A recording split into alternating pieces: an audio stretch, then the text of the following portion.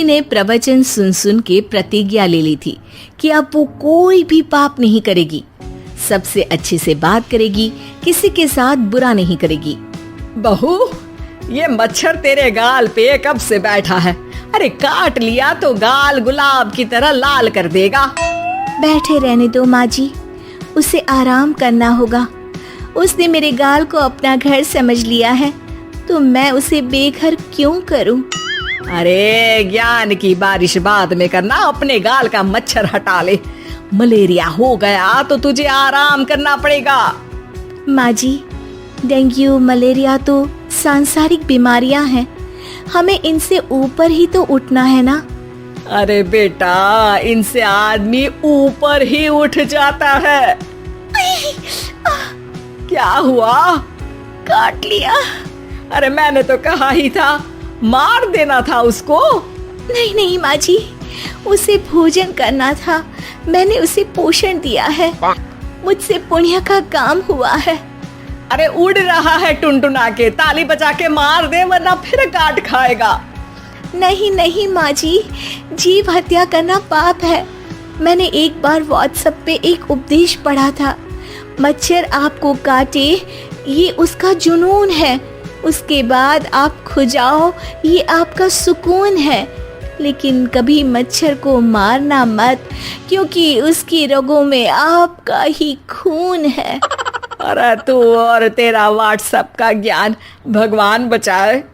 सुरुचि की ये पुण्य करने की आदत से कई बार सुरुचि का नुकसान होता, लेकिन फिर भी वो पाप से दूर रहती। सुरुचि, मेरे सर में जुएं हो गई है, निकाल दोगी? कोई आपको अपने घर से निकाले, आपको अच्छा लगेगा क्या? अरे लेकिन परेशान करती हैं जुएं, दिन भर सर खुजाता रहता हूँ। देखो, इसी बहाने तुम्हारे सर की चंपी हो जाती है। तुम्हें तो जुओं को थैंक यू कहना चाहिए।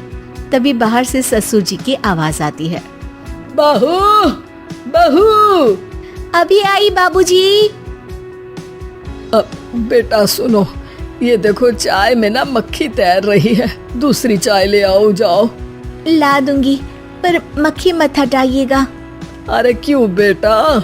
मक्खी चाय का सेवन कर रही है, अच्छा थोड़ी ना लगेगा। आप बीच में अडंगा डाल देंगी तो आपको अच्छा लगेगा क्या अगर कोई आपकी चाय छीन ले? अरे पर निकालूंगा नहीं तो मक्खी मर जाएगी बेटा।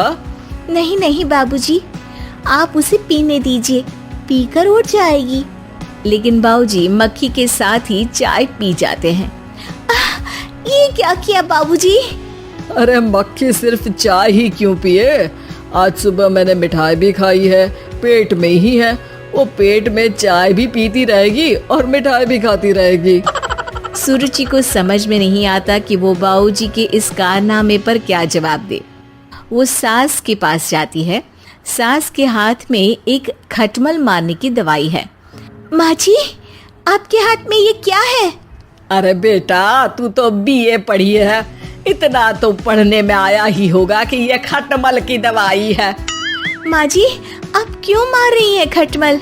मत मारिए माँ जी, आप अपनी नींद के लिए खटमलों को हमेशा के लिए सुला देना चाहती हैं।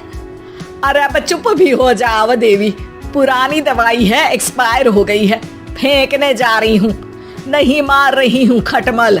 और वैसे भी खटमल से ज्यादा तो तूने हमारी नींद हराम कर रखी है। माँ जी, पुण्य करना चाहिए, आपको तो ज्यादा करना चाहिए, आपकी तो उम्र भी हो रही है। अरे उम्र से याद आया, बैंक में जाकर जन्म तारीख सही करवानी है, तैयार हो जा, कल स्कूटी चला के ले जाना मुझे। अगले दिन सास घर से निकलने से पहले दही शक्कर खा रही है और जल्दी जल्दी में हाथ नहीं धोती। बहू स्कूटी निकालती है और सास ताला लगाती है। ताला लगाते वक्त शक्कर के दाने ताले पे रह जाते हैं और दोनों सास बहू हड़बड़ी में घर से बाहर निकल जाती हैं। अच्छा हुआ कि तेरी स्कूटी में सेल्फ स्टार्ट है, वरना तू तो बोलती कि मैं किक नहीं मारूंगी, किक मार दी तो पाप लगेगा। माँ जी, इस तरह मजाक करना भी पाप होता है। दोनों सास बहू बैंक पहुँचती हैं। अभी लंच टाइम है, बाद में आना। अरे भाई साहब सुन तो लो, करवाना क्या है? अरे जन्म तारीख बदलवानी है, कैसे बदलेगी? अब किसी और तारीख को पैदा हो जाओ। यही चुटकुला आप अपने मैनेजर को भी सुना पाओगे ना? वो भी हंस ले थोड़ा। अभी बुलाती हूँ। अरे अरे रुकिए रुकिए, ये फॉर्म भरिए और आधार कार्ड दीजिए। अरे राम रे, आधार कार्ड तो भूल ही गई, उसके बिना तो नहीं होगा। अरे बहू जा, घर से जल्दी से मेरा बटुआ उठा ला, उसमें मेरे सारे कार्ड रखे हैं। जा जा जल्दी लेकर आ, वरना बैंक बंद हो जाएगा और कल मुझे अपनी बहन के यहाँ भी तो जाना है ना। जी माँ जी, अभी गई और अभी आई। अरे रुक, चाबी तो लेकर जा घर की। बहू जल्दी से घर पहुंचती है, लेकिन घर पहुंचते ही देखती है कि ताले पे बहुत सारी चींटियां हैं, जो माँ के ताला लगाते वक्त हाथ से ताले पे शक्कर छूट जाने के कारण आ गई थी। चींटियां हट जाओ, मुझे आधार कार्ड निकालना है। बहू चींटियों को हटाती नहीं है, उनसे मिन्नतें करने लगती है। सुनो, हट जाओगी तो और भी शक्कर के दाने खिलाऊंगी। अभी सास का काम बहुत जरूरी है, मेरी बात सुन लो, मान लो। मैंने तुमको हटाया तो पाप हो जाएगा। चींटियां कैसे सुरुचि की बातें सुनती जब घर में ही उसकी कोई नहीं सुनता था। शाम हो जाती है पर चींटियां हटती नहीं है। तभी सास वहां ऑटो से आ जाती है। अरे कहाँ रह गई तू? बैंक भी बंद हो गया। माँ जी, ताले पे चींटी।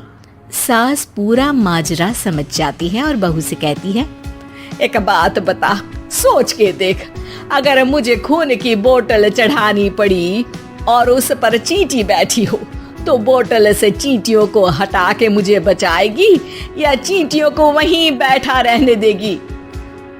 माँ जी, ऐसा होगा ही नहीं। अरे चींटियों को तो मीठा पसंद होता है, खून की बोतल पे तो मच्छर आएगा, क्योंकि खून तो मच्छर पीता है। सास सर पकड़कर बैठ जाती है और रोने लगती है। तभी ससुर जी और सुरुचि का पति भी वहां आ जाता है। अरे रो क्यों रही हो? रहने दो जी, तुमको बताया तो तुम भी रोने लगोगी अपनी किस्मत पर। अगले दिन सास अपनी बड़ी बहन के यहाँ चली जाती है। पति अपना काम कर रहा होता है और सुरुचि उसके पास जाकर कहती है, ये जुएं खत्म करने की दवाई है, मैं मालिश कर देती हूँ। अरे लेकिन तुमको पाप नहीं लगेगा? अपनों की खुशी के लिए अगर छोटे मोटे पाप करने पड़े तो वो पाप अच्छे हैं जी।